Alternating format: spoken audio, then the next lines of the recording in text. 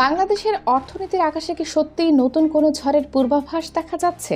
দেশের ব্যাংকিং খাতকে ঘিরে যে আলোচনা, বিতর্ক আর উদ্বেগ দিন দিন বাড়ছে, তা কি কেবল সাময়িক আতঙ্ক, নাকি এর পেছনে লুকিয়ে আছে আরও গভীর কোনো সংকেত? জুন মাসের শুরুতেই এমন কিছু পরিসংখ্যান সামনে এসেছে, যা নিয়ে অর্থনৈতিক মহল, প্রবাসী বাংলাদেশি এবং সাধারণ আমানতকারীদের মধ্যে শুরু হয়েছে ব্যাপক আলোচনা। বাংলাদেশের অর্থনীতির অন্যতম প্রধান শক্তি হল প্রবাসী আয় বা রেমিট্যান্স।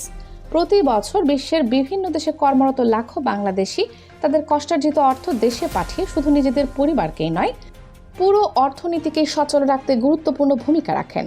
বৈদেশিক মুদ্রা রিজার্ভ, আমদানি ব্যয়, ডলারের বাজার এবং সামগ্রিক অর্থনৈতিক স্থিতিশীলতার সঙ্গে রেমিটেন্সের সম্পর্ক অত্যন্ত গভীর। কিন্তু চলতি বছরের জুন মাসের প্রথম ৬ দিনের পরিসংখ্যান সামনে আসতেই নতুন করে আলোচনা শুরু হয়েছে। প্রকাশিত তথ্য অনুযায়ী ১ জুন থেকে ৬ জুন পর্যন্ত দেশে রেমিটেন্স এসেছে ৬৮৩.৩৭ মিলিয়ন মার্কিন ডলার। গত বছরের একই সময়ে এই পরিমাণ ছিল ৮৬২.৫৯ মিলিয়ন ডলার। অর্থাৎ এক বছরের ব্যবধানে উল্লেখযোগ্য হারে কমেছে প্রবাসী আয়ের প্রবাহ। বিশেষজ্ঞদের একাংশ বলছেন, মাত্র কয়েকদিনের তথ্য দেখে চূড়ান্ত সিদ্ধান্তে পৌঁছানো ঠিক হবে না, কারণ রেমিটেন্সের প্রবাহ মাসের বিভিন্ন সময়ে ওঠানামা করে। তবে অন্য একটি অংশের বিশ্লেষকদের মতে এই পতনকে হালকাভাবে দেখার সুযোগ নেই, কারণ এর সঙ্গে দেশের ব্যাংকিং খাতের চলমান পরিস্থিতি এবং প্রবাসীদের আস্থার প্রশ্ন জড়িয়ে থাকতে পারে। আর এখানেই আলোচনার কেন্দ্রে চলে এসেছে ইসলামী ব্যাংক।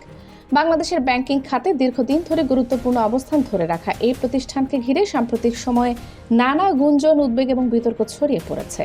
সামাজিক যোগাযোগ মাধ্যম থেকে শুরু করে বিভিন্ন অনলাইন প্ল্যাটফর্ম পর্যন্ত নানা ধরনের দাবি ঘুরে বেড়াচ্ছে। অনেক গ্রাহক নিজেদের সঞ্চয় নিয়ে উদ্বেগ প্রকাশ করছেন, আবার কেউ কেউ বলছেন আতঙ্কের কারণে কিছু শাখায় নগদ অর্থ উত্তোলনের চাপও বেড়েছে। দেশের বিভিন্ন স্থানে দেখা যাচ্ছে ব্যাংকে গ্রাহকদের দীর্ঘ সারি, কেউ টাকা তুলতে এসেছেন, কেউ আবার হিসাবের অবস্থা জানতে। এই দৃশ্য অনেকের মনে অতীতের ব্যাংক সংকটের স্মৃতি ফিরিয়ে আনছে। সাধারণ আমানতকারীদের প্রধান প্রশ্ন একটাই, তাদের কষ্টার্জিত সঞ্চয় কতটা নিরাপদ?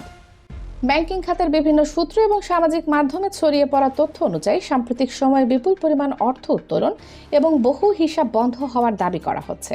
যদিও এসব সংখ্যার স্বাধীন ও নিরপেক্ষ যাচাই সব ক্ষেত্রে সম্ভব হয়নি, তারপরও একটি বিষয় স্পষ্ট, অনিশ্চয়তা মানুষের মনে প্রভাব ফেলছে। রাজনৈতিক অঙ্গনেও বিষয়টি নিয়ে শুরু হয়েছে নতুন বিতর্ক। বিভিন্ন মহল থেকে অভিযোগ তোলা হচ্ছে যে ব্যাংকটির ব্যবস্থাপনা, মালিকানা কাঠামো এবং পরিচালনা নিয়ে নতুন করে ক্ষমতার লড়াই চলছে। কেউ বলছেন এটি শুধু ব্যবসায়িক পুনর্গঠন, আবার কেউ এটিকে রাজনৈতিক প্রভাব বিস্তারের অংশ হিসেবে দেখছেন। সবচেয়ে আলোচিত বিষয়গুলোর একটি হলো ব্যাংকটির নেতৃত্ব নিয়ে তৈরি হওয়া বিতর্ক। সমালোচকদের দাবি, ব্যাংকের শীর্ষ পর্যায়ে নেওয়া কিছু সিদ্ধান্ত গ্রাহকদের মধ্যে আস্থার সংকট তৈরি করেছে। অন্যদিকে সংশ্লিষ্টরা বলছেন ব্যাংকে আরও শক্তিশালী ও স্থিতিশীল করার লক্ষ্যে এসব পরিবর্তন আনা হয়েছে। বাংলাদেশের ইতিহাসে ব্যাংকিং খাতকে ঘিরে বিতর্ক নতুন নয়।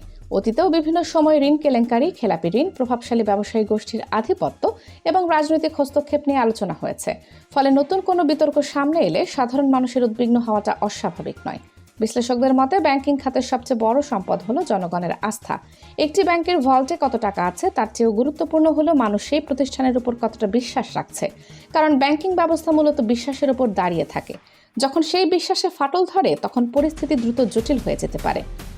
এদিকে রেমিটেন্সের সাম্প্রতিক প্রবণতা নিয়েও শুরু হয়েছে নতুন আলোচনা। প্রবাসীদের একটি বড় অংশ দীর্ঘদিন ধরে বিভিন্ন ব্যাংকের মাধ্যমে দেশে অর্থ পাঠিয়ে আসছেন।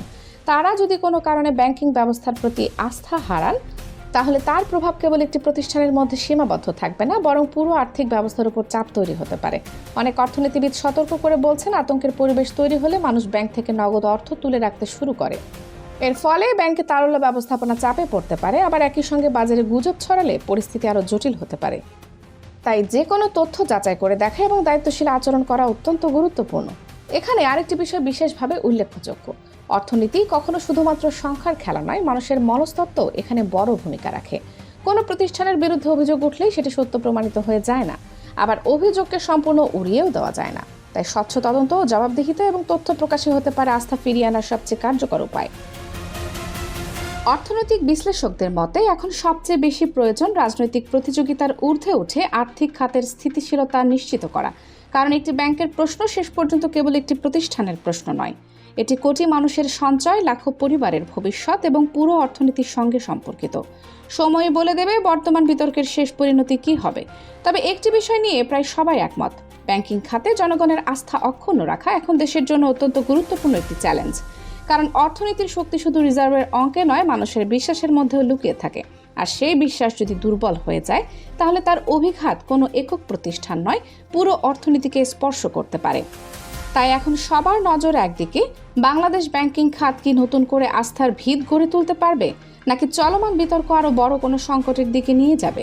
সেই উত্তরই খুঁজছে পুরো দেশ। কানিজ ফাতেমা, সোমা, 0 টিভি।